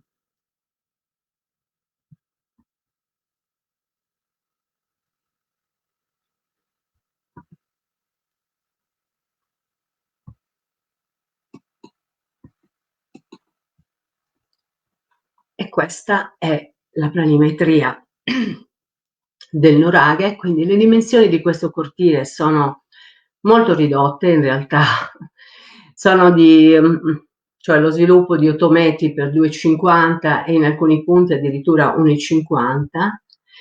In asse con l'ingresso, più o meno in asse, c'è l'ingresso alla camera centrale, di cui si conservano la prima e la seconda camera.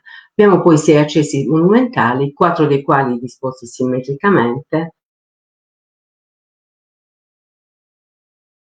Trasversale, che è questo, e che è di estremo interesse chiaramente per noi, non è stato possibile individuarlo perché in quest'area il crollo è veramente devastante. Si agiva in una situazione di estremo pericolo e abbiamo dovuto desistere in questa fase.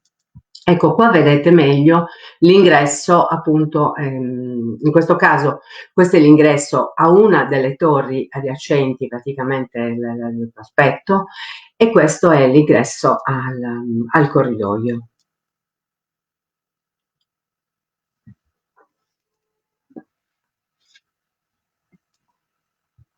I corridoi, come vedete, si sviluppano, hanno un notevole sviluppo. In realtà, benché fossero occlusi dal crollo del cortile, erano in buona parte liberi. Per cui una volta disostruiti noi siamo riusciti ad infilarci e a raggiungere i vari ambienti e poi via via, insomma, lavorarci.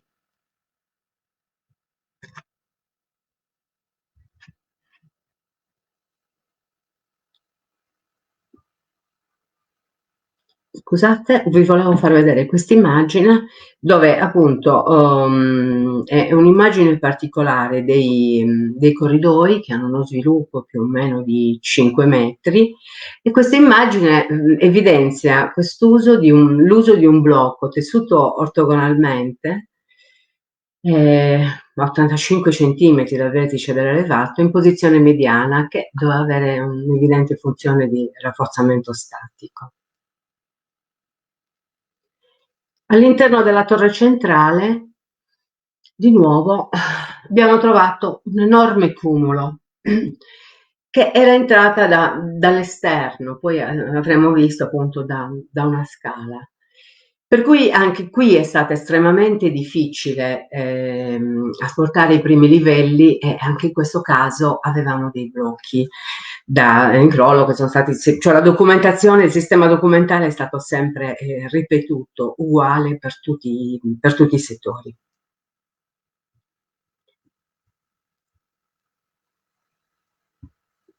Ecco, qua siamo proprio all'interno della camera centrale, quando finalmente si era abbassato, perché questo cumulo era un cumulo enorme, di almeno 2,5 metri d'altezza, se non ricordo male.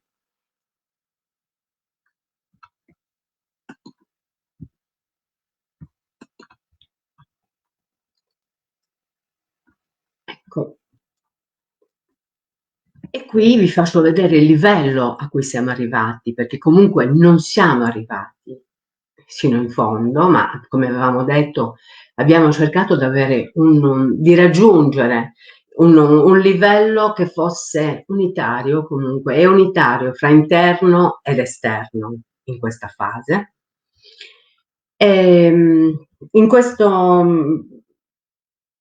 In questa comunque effettuata, poi finita e conclusa, cioè lasciata insomma al punto in cui siamo potuti arrivare, abbiamo comunque evidenziato la presenza di 4 nicchie che non erano perfettamente simmetriche, alcune anche irregolari.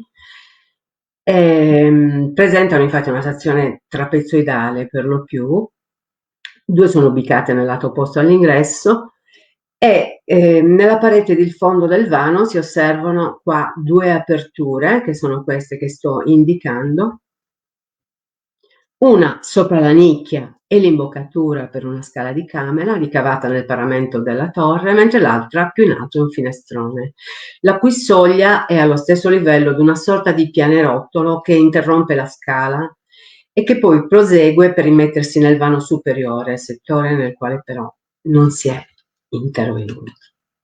Ecco la scala.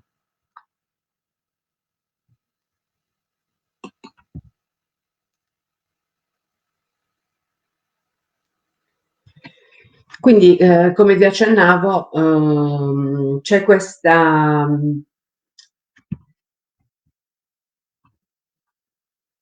ritorno un attimo all'esterno, perché appunto vi volevo far vedere che, cioè, noi attualmente abbiamo una quota che è proprio perché comunque abbiamo dovuto tenere presente anche un problema di deflusso delle acque, perché il cortile di cui vi stavo accennando poco fa era evidentemente chiuso,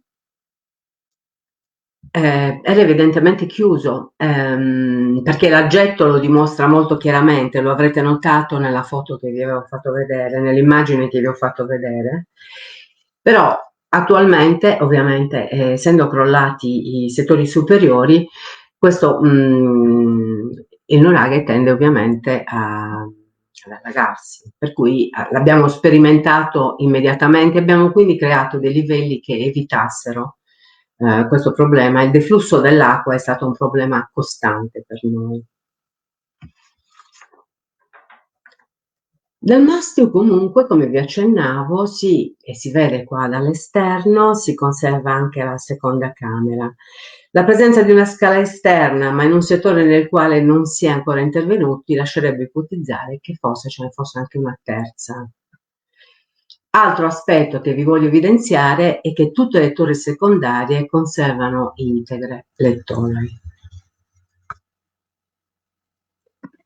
Nell'area esterna, come vedete, rispetto a quel rilievo che avevamo fatto inizialmente, dove pensavamo di poter intervenire soltanto nella parte anteriore, in realtà ci siamo spinti ben oltre e abbiamo cercato di, come dire, evidenziare, ma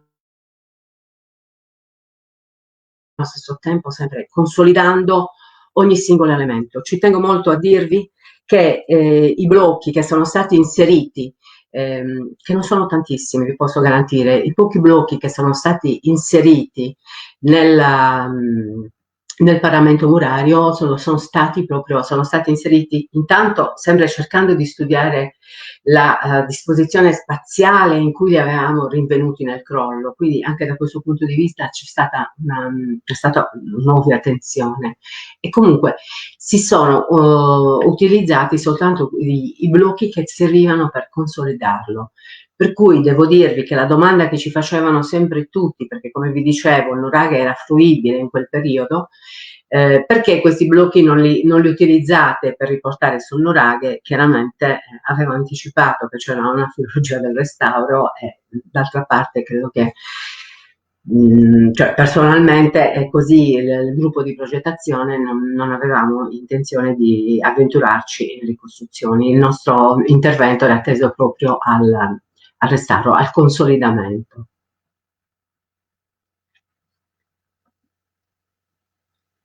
Dall'alto comunque, per darvi anche un paio di misure, sostanzialmente abbiamo un quadrilatero su cui il baricentro svetta alla fine dell'intervento, svetta la torre centrale, la cui altezza originaria si suppone che potesse giungere a una ventina di metri.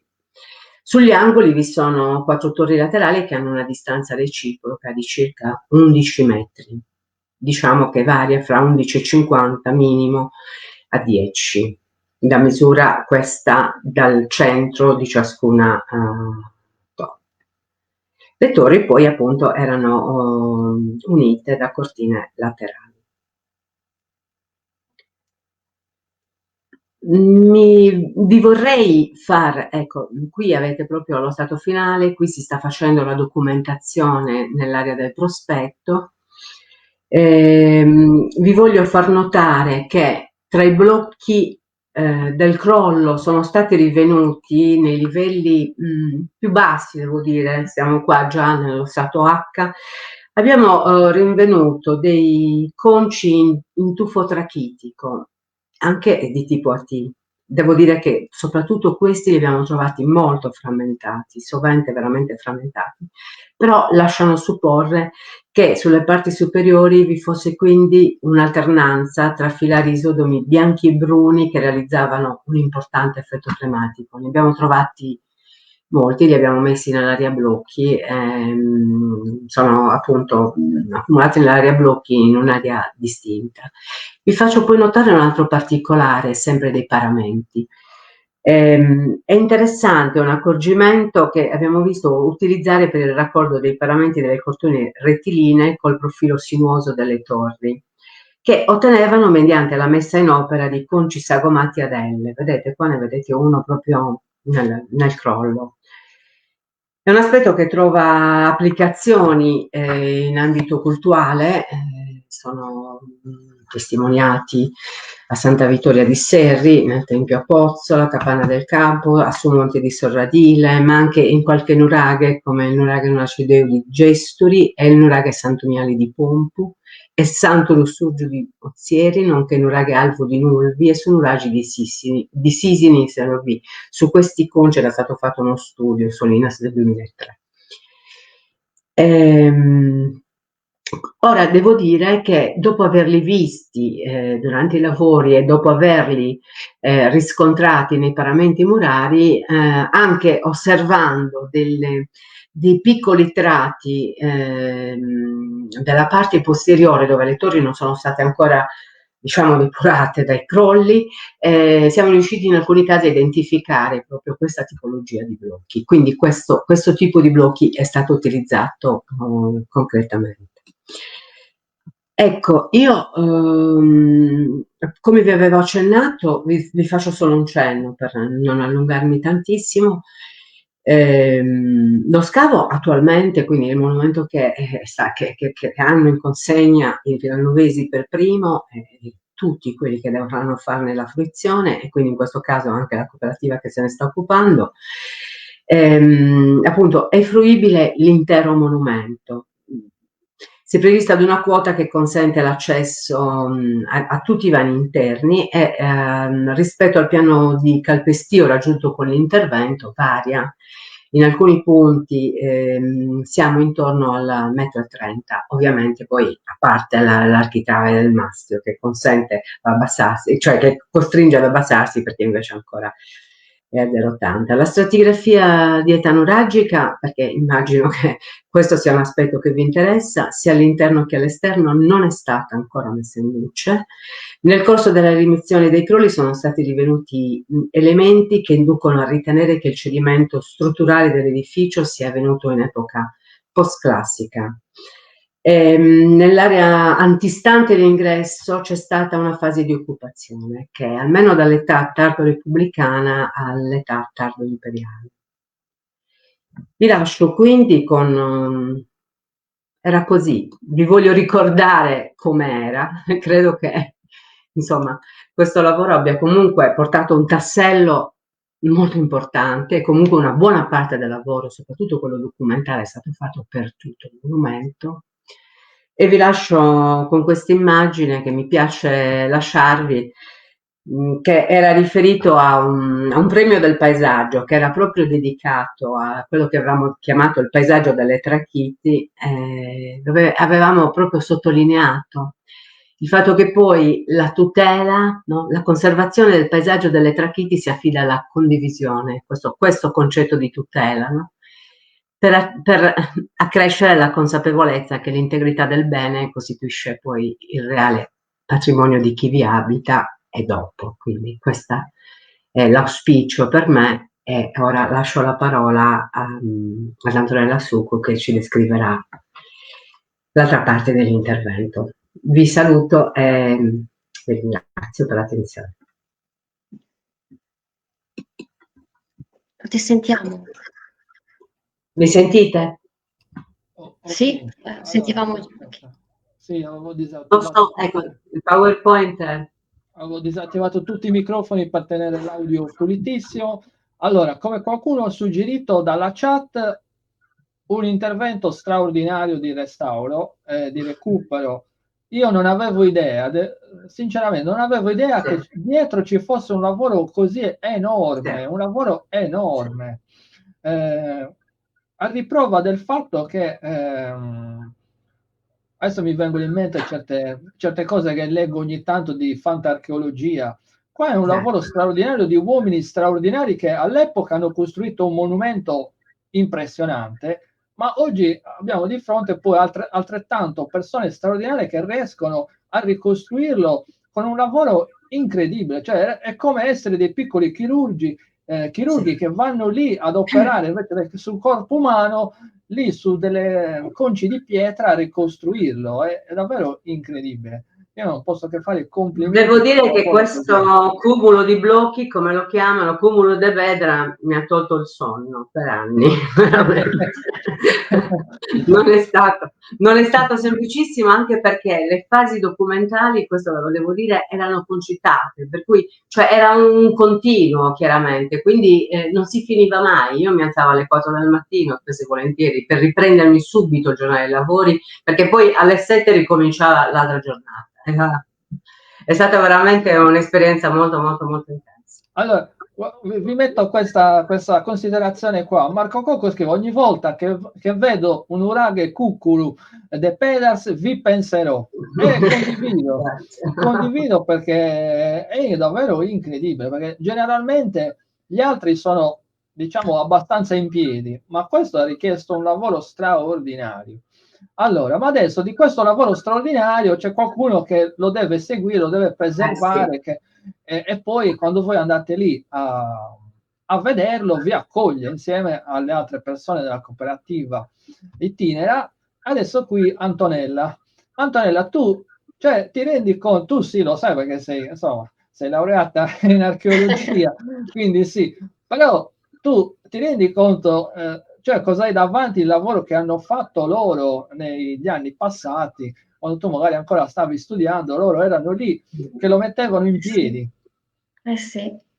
Alcuni abbinano troppo spesso il lavoro dell'archeologo, insomma, Indiana Jones, hanno questa visione, no? In realtà c'è un lavoro dietro non indifferente, come ha detto insomma, la dottoressa De Ruda, veramente si perde anche il sonno, è una responsabilità alla fine, perché comunque l'archeologia non è una scienza esatta, lo sappiamo, nel senso che si va anche così, si cerca di capire, magari si cerca di fare paragoni con altre situazioni, altri monumenti, però bisogna sempre come dire, avere 4-6 occhi per fare il lavoro come si deve, non è semplice, soprattutto in casi come questo. Sì. Complimenti quindi. Sì.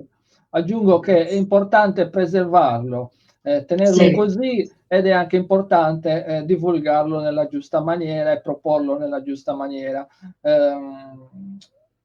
proponendolo proprio come sono i fatti. Allora, detto che è successo? Ok, la dottoressa Gazzetti è sparita un attimo.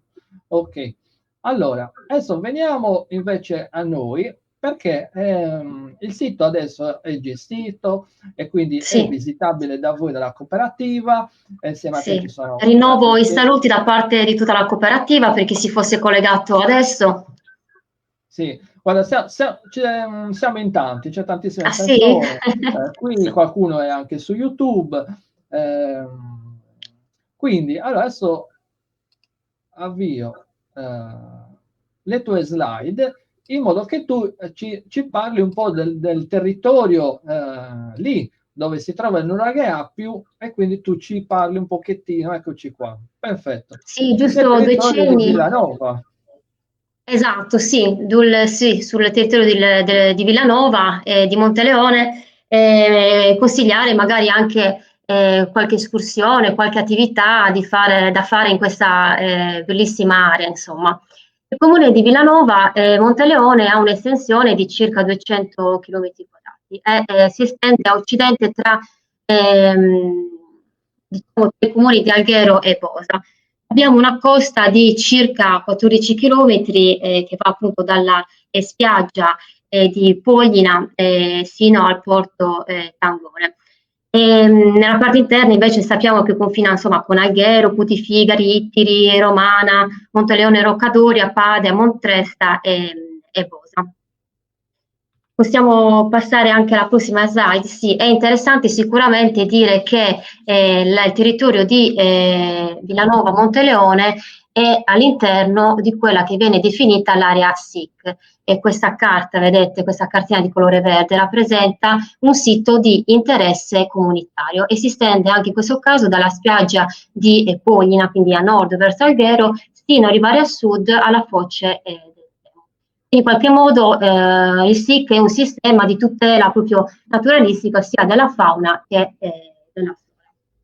Allora, Diciamo che per quanto riguarda poi la geografia del territorio è abbastanza varia. Sono numerosi corsi d'acqua, ad esempio torrenti stagionali, che hanno modificato nel tempo il territorio e il paesaggio, creando canyon, cascate suggestive. Infatti lì dove ho messo quella diciamo parentesi, ci sono delle escursioni interessanti che si possono fare proprio partendo dalla litoranea Alghero-Bosa. È una foto qui che rappresenta Torre Badegiana, attraverso la quale poi si va diciamo verso a nord in un altro monumento naturalistico Sado e Crastu, e si arriva addirittura al nuraghe Appio. Quindi in realtà ci sono dei sentieri che permettono di mettere in comunicazione la nostra area archeologica con il territorio circostante. Un'altra interessante di escursione sempre in zona può essere quella per raggiungere la cascata Istrampu de Sussignore, dove si può quindi ammirare insomma queste cascate che chiaramente sono però stagionali, si può proseguire poi il percorso verso un'ulteriore cascatella e poi si ritorna indietro. Forse proprio anche da questa cascata è possibile raggiungere il sentiero che porta poi al nuraghe Appio. Però un consiglio che diamo sempre è quello di essere guidati da una persona esperta, una guida ambientale escursionistica certificata, perché a volte queste che sembrano passeggiate sono sentieri anche di una certa difficoltà. Ancora possiamo andare avanti. Ecco, un'altra zona più all'interno che si può sicuramente visitare, sicuramente interessante, è Monte Minerva, che raggiunge un'altezza insomma massima circa di 644 metri, che possiamo anche definire come un'oasi naturalistica. In realtà, per quanto riguarda poi la geologia del territorio, è caratterizzata prevalentemente da rocce vulcaniche, formazioni quindi risalenti a circa 18 milioni di anni fa, e in particolare possiamo parlare di Nimbrite, che tra l'altro è la pietra che caratterizza il parco archeologico di Nuraghe Appio. Allora, sì, tra l'altro nelle falesie, non possiamo ancora rimanere, vabbè, nell'altra slide. Nelle falesie è molto interessante perché il Monte Minerva viene considerato un'oasi naturalistica, appunto vi stavo dicendo, caratterizzata insomma da studeli, narcisi, boschi di conifere, dove comunque nidificano anche delle aquile reali, anche dei grifoni. Sappiamo che esistono proprio sul territorio, ci sono diverse coppie. Dunque, cosa possiamo fare nel territorio vicino a Monte Minerva? Ecco, sicuramente può essere interessante visitare la locanda Minerva. È gestita dall'agenzia appunto di servizi turistici a Sandira, che ormai opera nel territorio da almeno 5 anni più o meno, e fa parte di una rete chiamata Rete Ecoturismo Sardegna, che condivide i valori insomma della sostenibilità e lavorano per far vivere in qualche modo ai turisti un'esperienza a contatto con la natura, però riscoprendo anche quelle che sono le tradizioni locali. Questo insomma molto, molto importante. Cosa offre? Offre tantissimi laboratori didattici, eventi dedicati all'arte, alla musica, e quindi ho lasciato anche insomma vari recapiti qualora vogliate approfittarne e vivere un'esperienza. Prossima, grazie. Qua mancano le foto, non so perché sono sparite. Eccole. Dunque, qui abbiamo la necropoli di Pottucodino e il museo etnografico Sadomo Manna. Dunque, il museo etnografico Sadomo Manna si trova proprio a Villanova Monteleone, quindi tessitura, tradizioni del paese, e inoltre molto interessante è stata realizzata all'interno le stanze della poesia, quindi un progetto proprio come dire, di vita del poeta Raimundo Piras, che viene considerato uno dei più bravi poeti e improvvisatori del Novecento, quindi insomma merita chiaramente la visita. Così come dicevo la necropoli di Pottucodino, che si trova tra l'altro nella strada che da Villanova va verso Montresta. Si trova proprio a 7 chilometri sulla strada e sulla sinistra si trova l'ingresso. Interessante chiaramente Domus Deianas, quindi datazione 4000-3500 a.C., sono delle 9 tombe ipogeiche, dove è stato tra l'altro rinvenuto anche un nidoletto della madre, e sono entrambi gestiti appunto dalla cooperativa Baranta. Anche qui ho lasciato appunto i riferimenti. Devo dire, piccola parentesi, ecco sì, questa è una carta, una mappa dove faccio vedere appunto il territorio. A risulta essere il sito di Nuraghe Appio, vedete, Villanova Monteleone sono circa 10 km, B è la necropoli di Potucodinu, sono circa 7 km da Villanova, e poi Palazzo Minerva, quindi con locanda Minerva. Tra l'altro da poco ho scoperto che esiste in realtà un sentiero naturalistico che porta la locanda Minerva, che parte dalla locanda di Minerva per arrivare nuovamente al Nuraghe Appio, quindi insomma è assolutamente un territorio da esplorare. Ecco, volevo fare sì, questa parentesi prima del fatto che comunque anche dagli studi che ha fatto l'archeologa Giuseppa Tanda, il territorio di Villanova Monteleone è un'area densa di evidenze archeologiche, ma veramente tante. A quanto ho capito, prevalenza nuragica rispetto poi a quella che è l'età del bronzo. E l'area di Potucodinu e quella di Nuraghe Appio sono le uniche ad oggi gestite. Molto spesso, insomma, questi siti sono abbandonati, o spesso è anche difficile ritrovare proprio le strutture, ci si perde nella macchia mediterranea, insomma è davvero un peccato.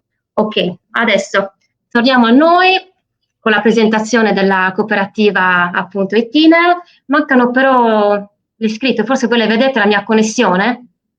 No, rimarrei sulla cooperativa. Allora, vediamo. Sì, la prima slide. Allora, aspetta. Sì, non so come mai. Sì, questa, perfetto. Ok. Dunque, quindi cooperativa Itinera ha un'esperienza appunto ventennale nella gestione del settore del turismo, collabora con diverse cooperative nel territorio di Alghero, e da gennaio 2021 quindi ha in gestione anche l'area del Nuraghe, del Parco Archeologico Nuraghe Appio. E diciamo in gestione ha anche 2 locali del centro servizi insieme ai bagni.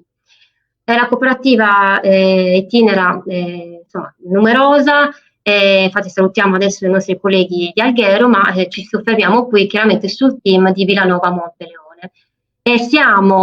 Quindi ci sono 3 guide turistiche abilitate della regione Sardegna. Partiamo sulla destra con il presidente della cooperativa Giuliano Spanella, poi ci sono io subito dopo, un momento di sconforto combattendo con l'Edera, sono laureata appunto in conservazione vinicolturale e indirizzo archeologico.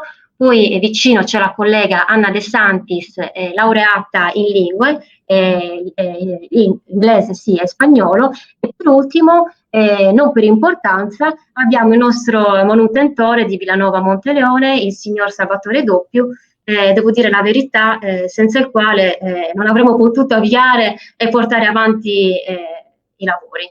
Veramente una persona a questo punto di vista multitasking, come diremo adesso. Ok, possiamo la prossima. Ok, ecco, queste sono alcune delle foto che mostrano la situazione che abbiamo dovuto comunque affrontare e risolvere.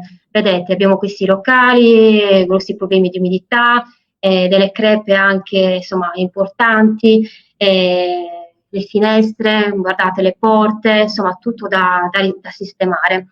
E questo per dirvi che comunque 4 mesi sono stati di lavoro, sono passati velocemente. Noi da questo punto di vista non abbiamo risentito molto della pandemia, perché sì, è vero, qualche turista è venuto anche, come dicevo all'inizio, a trovarci nella zona gialla e bianca, però all'inizio ad esempio non avevamo neanche una biglietteria dove accogliere il turista, quindi per noi questi mesi li abbiamo sfruttati proprio per cercare di risistemare il più possibile in generale il sito archeologico, quindi per presentarlo il meglio possibile al pubblico.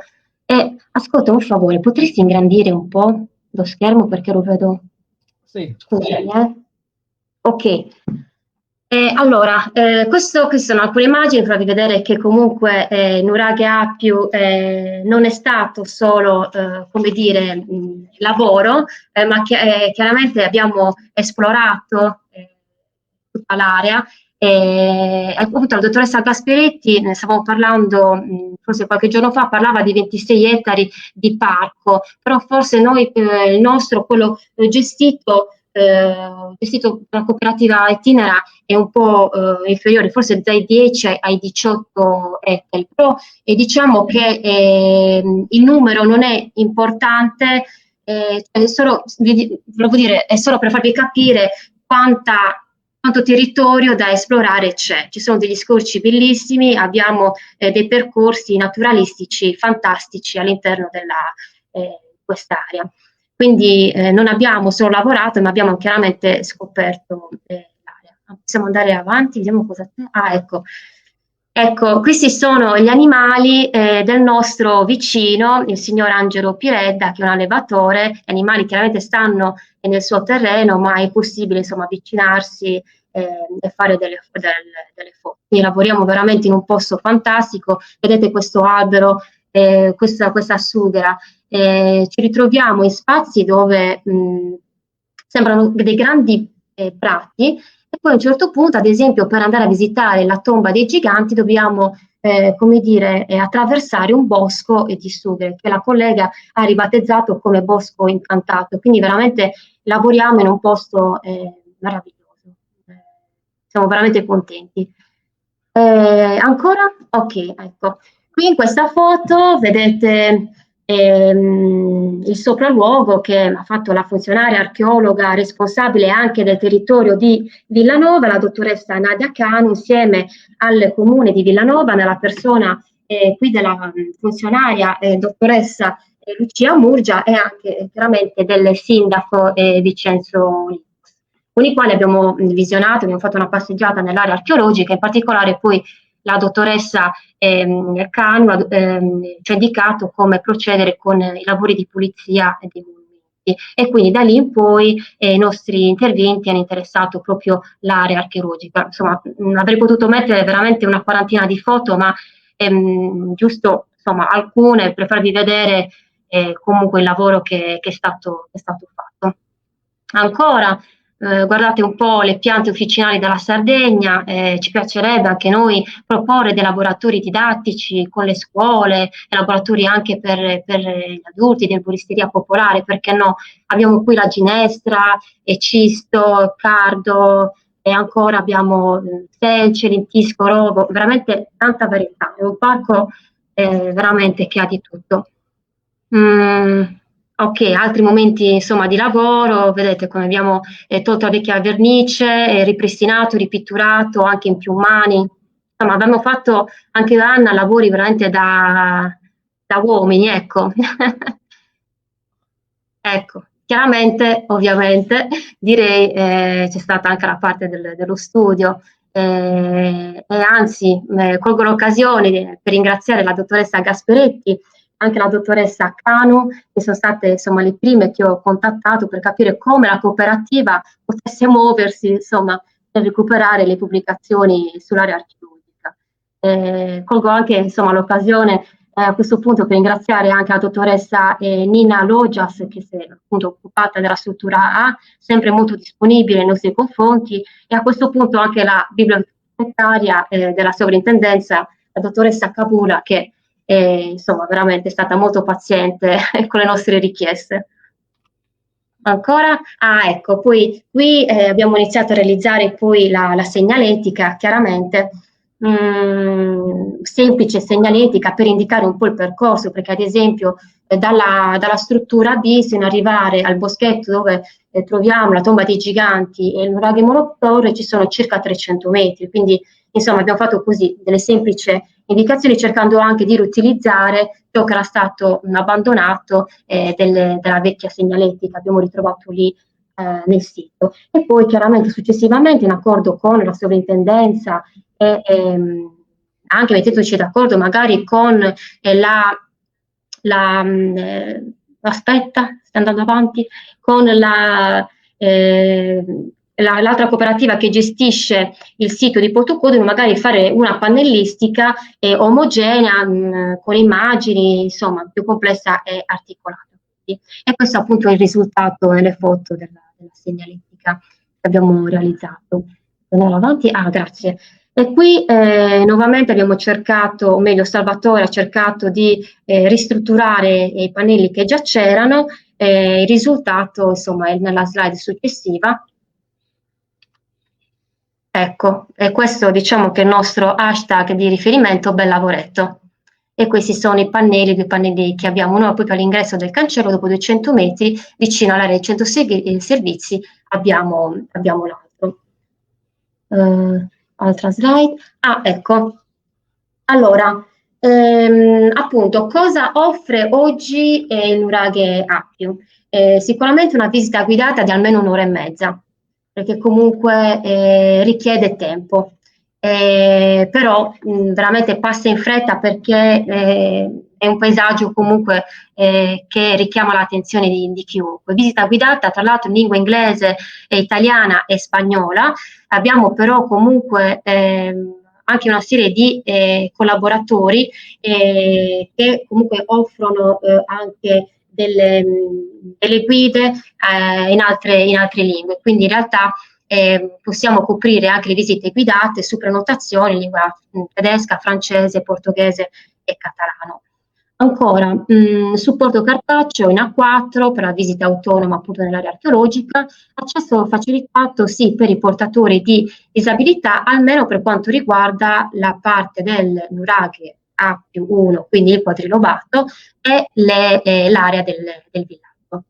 Poi abbiamo appunto, come ho detto prima, le escursioni naturalistiche solo all'interno dell'area archeologica, perché non siamo guide ambientali escursionistiche, quindi faremo magari dei piccoli percorsi proprio alla scoperta anche della flora, insomma, fauna anche del territorio.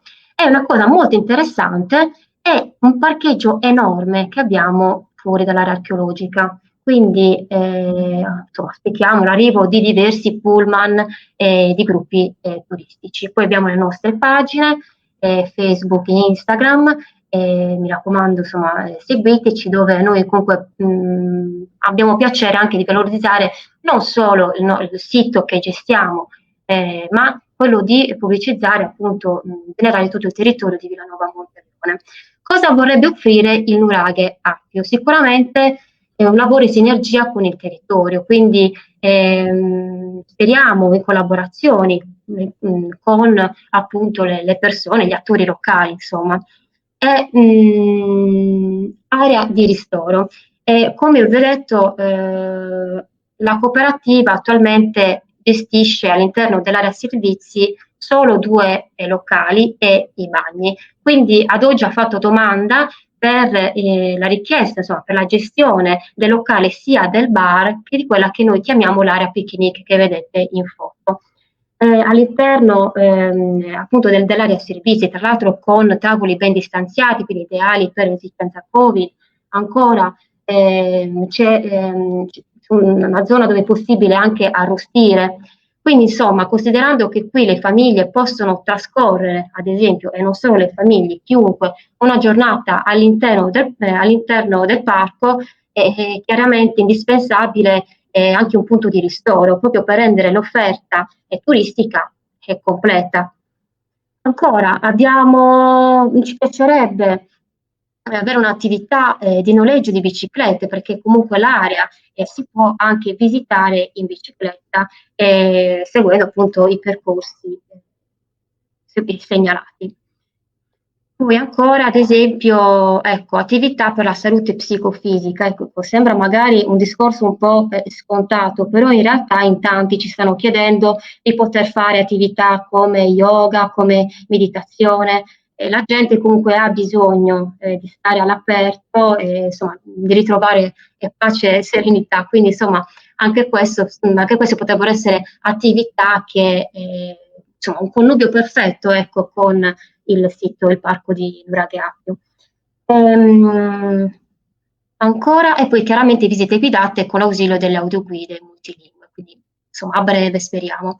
Ecco qui alcuni riferimenti che ho dato all'inizio: siamo aperti da lunedì al venerdì, la mattina dalle 10 sino alle 13, dalle 15 alle 18, e notate bene l'ingresso del biglietto, 2,50 € compreso di visita guidata.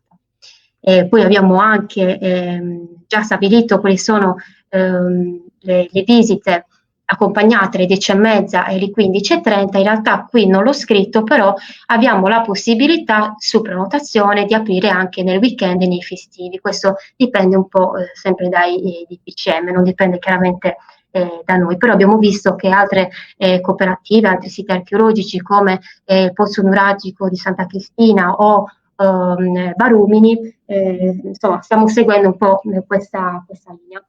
Ok, ultima slide. Ecco, grazie quindi per l'attenzione, vi aspettiamo numerosi.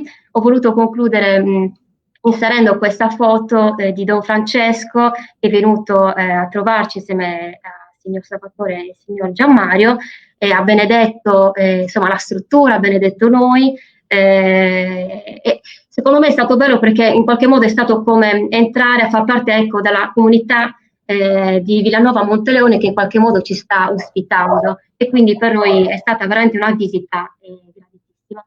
Grazie a tutti. Eccoci qua. Allora,